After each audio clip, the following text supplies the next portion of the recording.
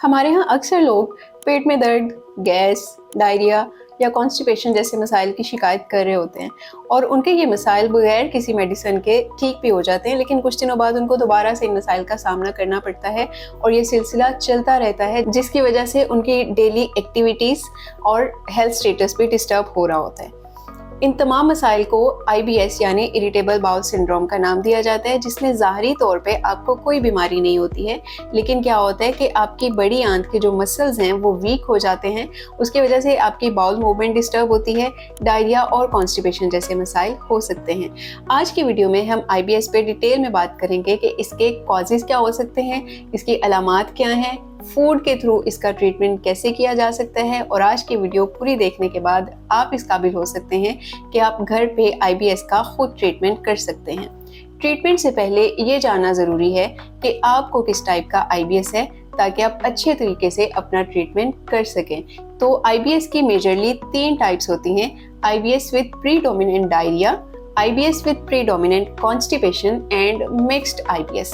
IBS with predominant diarrhoea किन लोगों में होता है? जिनमें ग्लूटेन इंटॉलरेंस यानी कुछ लोगों को गंदम खाने से एलर्जी होती है, उनमें IBS हो सकता है। कुछ लोगों को दूध की चीज़ों से एलर्जी हो सकती है, तो उनमें भी IBS का इशू हो सकता है। इसके अलावा अल्कोहल की ज़्यादा कंजम्पशन की वजह से या फिर कैफीन का इंटेक ज़्यादा होने की वजह से भी IBS डायरिया हो सकता है, जिसमें होता क्या है कि आपको डायरियल कंडीशन से को फेस करना पड़ता है। और उसके बाद IBS विद प्रीडोमिनेंट कॉन्स्टिपेशन क्या होता है? जिन लोगों में फाइबर का इंटेक कम है, फिजिकल एक्टिविटी उनकी कम होती है, डायबिटीज़ है या फिर हाइपोथायरॉयडिज्म है ऑलरेडी, उनमें IBS विद प्रीडोमिनेंट कॉन्स्टिपेशन हो सकती है कि उनमें डायरिया नहीं होता, कॉन्स्टिपेशन का इशू हो सकता है। और मिक्स्ड IBS में क्या होता है कि आपको कॉन्स्टिपेशन और डायरिया दोनों का सामना करना पड़ सकता है। कभी आपको कॉन्स्टिपेशन हो जाती है, कभी आपको डायरिया का मसला हो जाता है और खाना खाने के बाद आपको बार बार वॉशरूम जाने की ज़रूरत महसूस होती है। आज की वीडियो में हम उन फूड्स पे भी बात करेंगे जो IBS के सिम्टम्स को ज़्यादा कर सकती हैं या जो IBS के सिम्टम्स को कम कर सकती हैं। लेकिन उससे पहले इसकी अलामात को डिस्क्राइब कर लेते हैं कि इसकी अलामात एक्चुअली क्या होती हैं। आपके पेट के निचले हिस्से में दर्द होता है, पेट में गैस बार बार बनती है, इसके अलावा डायरिया हो सकता है, कॉन्स्टिपेशन, और कुछ लोगों में इन दोनों मसाइल का सामना उनको करना पड़ता है। कभी डायरिया होता है, कभी कॉन्स्टिपेशन होती है। इसके बाद IBS की वजूहात क्या हैं? वेरियस रीजंस हो सकते हैं। सबसे पहले ये एक्चुअली होता ज़्यादा फीमेल्स में है, और फीमेल्स में भी उनके पीरियड्स के डेज़ में ज़्यादा होता है कि उनकी बाउल मूवमेंट डिस्टर्ब होती है, उनको डायरिया या कॉन्स्टिपेशन का मसला हो सकता है। इसका मतलब ये है कि IBS का ताल्लुक हार्मोन्स के साथ हो सकता है, लेकिन क्योंकि इसके ऊपर अभी प्रॉपर रिसर्च नहीं है, हमारे पास 100% एविडेंस नहीं है कि IBS का ताल्लुक हार्मोन्स के साथ है या नहीं, इसलिए इसको हम श्योरिटी के साथ नहीं कह सकते कि IBS हार्मोन से रिलेटेड है या नहीं। दूसरा, आपकी गट में, आपके लार्ज इंटेस्टाइन में कुछ माइक्रो ऑर्गेनिजम्स जैसे कि बैक्टीरिया, वायरसेस और फंजाई प्रेजेंट होते हैं, जिनको कलेक्टिवली हम गट माइक्रोबायोटा का नाम देते हैं।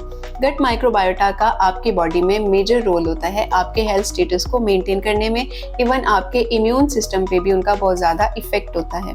तो जब आपका गट माइक्रोबायोटा डिस्टर्ब होता है, उसकी वजह से स्ट्रेस हो सकता है, और स्ट्रेस अगर होता है उसकी वजह से गट माइक्रोबायोटा भी डिस्टर्ब हो सकता है। गट माइक्रोबायोटा के डिस्टर्बेंस से हमारा क्या मतलब है कि आपके लार्ज इंटेस्टाइन में यानी कि बड़ी आंत में बैड बैक्टीरिया का लेवल ज़्यादा हो जाता है और गुड बैक्टीरिया का लेवल कम हो जाता है, जिसकी वजह से IBS के सिम्टम्स शो हो सकते हैं। इसके अलावा अगर आपने एंटीबायोटिक्स बहुत लंबे अरसे के लिए किसी और डिजीज़ के ट्रीटमेंट के लिए यूज़ की हैं, उसकी वजह से भी वो बैक्टीरिया को डिस्टर्ब कर सकते हैं और आपको IBS हो सकता है। स्ट्रेस इसका एक मेजर काज है। अगर आपको किसी भी चीज़ का स्ट्रेस है, कुछ लोग डिप्रेशन की मेडिसिन्स भी इसमें लेते हैं, एक्चुअली उनको IBS का इशू होता है, लेकिन वो डिप्रेशन की मेडिसिन्स ले रहे होते हैं और उसकी वजह से भी वो ट्रीट नहीं हो रहा होता। तो आपने डाइट के थ्रू, फूड के थ्रू इसको खुद कैसे ट्रीट करना है, आज की वीडियो में हम सीखेंगे। उससे पहले इसके कुछ और ट्रीटमेंट्स डिस्कस कर लेते हैं कि इसके अलावा डाइट से पहले आपने क्या क्या चीज़ें अपनी रूटीन में शामिल करनी है। सबसे पहले आपने स्ट्रेस का लेवल कम करना है, स्ट्रेस को मिनिमाइज करना है अपनी लाइफ में, क्योंकि स्ट्रेस की वजह से आपका गट माइक्रोबायोटा डिस्टर्ब हो रहा है, जिसका मेजर रोल है आपकी इम्यूनिटी में, आपके हेल्थ स्टेटस को मेंटेन करने में। स्ट्रेस को कम रखना है, आपने वाटर की कंजम्पशन ज़्यादा से ज़्यादा करनी है, फिजिकल एक्टिविटी को मेंटेन करना है, क्योंकि फिजिकल एक्टिविटी को अगर आप मेंटेन करेंगे तो उसकी वजह से एक तो इन्फ्लेमेशन कम होगी, दूसरा एंटीऑक्सीडेंट्स का लेवल बॉडी में ज़्यादा होगा और आपके आईबीएस को ट्रीट करने में ये हेल्प करेगा। आईबीएस के ट्रीटमेंट में प्रोबायोटिक्स की सप्लीमेंटेशन इंपॉर्टेंट रोल प्ले करती है। जब आप कंज्यूम करते हैं प्रोबायोटिक्स तो उससे होता क्या है कि आपके गट में गुड बैक्टीरिया का लेवल ज़्यादा हो जाता है और बैड बैक्टीरिया कम हो जाते हैं। इसके बाद कुछ हर्ब्स हैं जो कि आईबीएस को ट्रीट करने में रोल प्ले करती हैं। हर्ब्स कौन सी हैं? एक तो मिंट ऑयल है, उसके बाद जिंजर और पेपरमिंट टी। ये 3 चीज़ें आईबीएस को ट्रीट करने में इम्पोर्टेंट रोल प्ले करती हैं। जिंजर को आप खाने में इस्तेमाल कर सकते हैं, यानी अदरक, और अदरक की चाय भी आप पी सकते हैं, जिसकी वजह से आपको आईबीएस के सिम्टम्स को रिलीफ करने में हेल्प मिलेगी। आईबीएस के ट्रीटमेंट में एक टर्म यूज़ होती है कि आपको लो फोडमैप डाइट लेनी चाहिए। लो फोडमैप डाइट को आज हम आसान अल्फाज में आपको बताएंगे। लो फोडमैप डाइट एक्चुअली क्या होता है कि फोडमैप जो है उसमें शॉर्ट चेन कार्बोहाइड्रेट्स यानी शॉर्ट चेन शुगर्स प्रेजेंट होती हैं, और अगर हम हाई फोडमैप डाइट लेते हैं, हाई फोडमैप की चीज़ें कंज्यूम करते हैं, उससे क्या होता है कि आपके इंटेस्टाइन में एक तो वाटर की रिटेंशन ज़्यादा हो जाती है, जिसकी वजह से आपको डायरिया होता है। आपके इंटेस्टाइन में बलून लाइक स्ट्रक्चर्स बन जाते हैं, उसकी वजह से पेन भी होती है, और क्योंकि वाटर की रिटेंशन हो रही है, पानी ज़्यादा जमा हो रहा है इंटेस्टाइन में, उसकी वजह से डायरिया होता है। फूड की डाइजेशन भी प्रॉपर नहीं हो रही होती है और फूड एज इट इज़ आपकी बॉडी से पास आउट हो जाता है। दूसरा, इसमें क्योंकि ये शॉर्ट चेन कार्बोहाइड्रेट्स हैं तो इसके डाइजेशन और एब्जॉर्प्शन नहीं हो रही प्रॉपर, उससे क्या होता है कि इसकी फर्मेंटेशन होती है और फर्मेंटेशन की वजह से गैस बन जाती है, और जब गैस बन रही होती है तो वो भी एक आईबीएस का सिम्टम है, एक अलामत है आईबीएस की, कि उसमें आपको पेन भी हो रही है, गैस भी बन रही है, आपको डायरिया या कॉन्स्टिपेशन का मसला भी हो रहा है। इसलिए लो फोडमैप यानी कि वो फूड्स रिकमेंड किए जाते हैं जिसमें शॉर्ट चेन कार्बोहाइड्रेट्स कम हो, ताकि आपकी बॉडी में जाके वो आईबीएस के सिम्टम्स को ट्रिगर ना करें। लो फोडमैप को हम डिस्कस कर लेते हैं कि इसमें कौन कौन सी चीज़ें पाई जाती हैं। लो फोडमैप में कौन कौन से ऐसे फूड्स हैं जो आपने लेने हैं, उसमें एप्पल, पपाया, डेट्स आप ले सकते हैं, इसके अलावा ग्रेप्स लिए जा सकते हैं, और वीट फ्री अगर आप ले लें, चपाती ले लें, या बिस्किट्स अगर आप लेना चाहें तो वो भी वीट फ्री बिस्किट्स आपने लेने हैं। मिल्क की कंजम्पशन आपने नहीं करनी है, क्योंकि उसकी वजह से भी आईबीएस के सिम्टम्स ज़्यादा हो सकते हैं। आप दही ले सकते हैं क्योंकि उसमें अच्छे बैक्टीरिया होते हैं, उसकी वजह से आपका जो गट माइक्रोबायोटा है उस पर भी अच्छे इफेक्ट्स होंगे। इसके अलावा चीज़ की कुछ टाइप्स हैं जो आप ले सकते हैं। अगर हम मीट की बात करें तो रेड मीट आपने बिल्कुल नहीं लेना, आप चिकन और फिश ले सकते हैं। फ्रूट्स में कौन कौन से आपने अवॉइड करने हैं? आपने अनराइपेंड गावा मतलब के कच्चे अमरूद जो हैं वो आपने अवॉइड करने हैं। इसके अलावा एप्रिकॉट्स, पीच आपने नहीं लेने हैं, और गंदम से बनी हुई चीज़ें आपने बिल्कुल कंज्यूम नहीं करनी है। राइस अगर आपने कंज्यूम करने हैं तो हाई फाइबर राइस आपने नहीं लेने हैं। हनी की वजह से भी आईबीएस के सिम्टम्स ज़्यादा होते हैं। वाटरमेलन और पाइनएप्पल, ये 2 चीज़ें भी आईबीएस के सिम्टम्स को ज़्यादा करती हैं। तो ये हाई फोडमैप फूड्स हैं जो आपने नहीं लेनी है, बल्कि लो फोडमैप में जो चीज़ें आती हैं उन पे आपने फोकस करना है। कौन से फूड्स आपके सिम्टम्स को ज़्यादा कर सकते हैं, कौन से फूड्स कम कर सकते हैं, इस चीज़ पे तो हमने डिटेल में बात कर ली।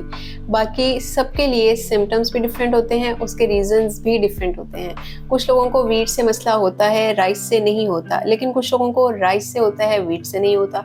तो सबके लिए इसके जो काजेज़ हैं, इसके जो रीजंस हैं, जो वजूहात हैं, वो वेरी करेंगी, सबके लिए डिफरेंट होगा। तो इस चीज़ का आपने खुद नोटिस करना है कि आपको किस चीज़ से मसला हो रहा है, और आपने उन चीज़ों को फिर माइंड में रखना है कि आपको किस चीज़ से मसला हो रहा है, वो चीज़ें आपने नहीं लेनी है।